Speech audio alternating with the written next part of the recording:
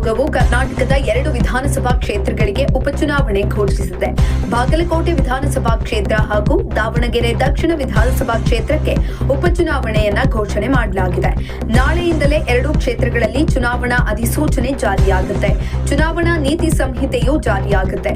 ಇನ್ನು 2 ಕ್ಷೇತ್ರಗಳಲ್ಲಿ ನಾಮಪತ್ರ ಸಲ್ಲಿಕೆಗೆ ಮಾರ್ಚ್ 23 ಕೊನೆಯ ದಿನಾಂಕವಾಗಿದೆ.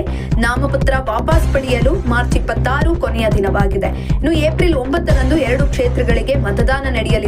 ಮೇ 4ರ ಸೋಮವಾರ 2 ಕ್ಷೇತ್ರಗಳಲ್ಲಿ ಮತ ಎಣಿಕೆ ನಡೆದು ಚುನಾವಣೆ ಫಲಿತಾಂಶ ಪ್ರಕಟವಾಗಲಿದೆ.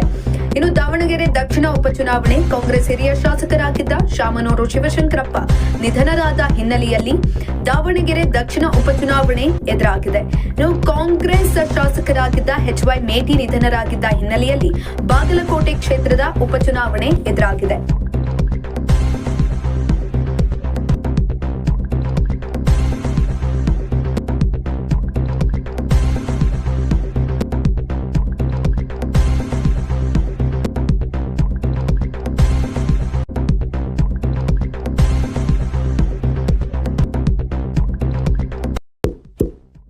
ಇಂತಹ ಇನ್ನಷ್ಟು ವಿಡಿಯೋಗಳಿಗಾಗಿ ಲೈಕ್ ಮಾಡಿ, ಫಾಲೋ ಮಾಡಿ, ಶೇರ್ ಮಾಡಿ.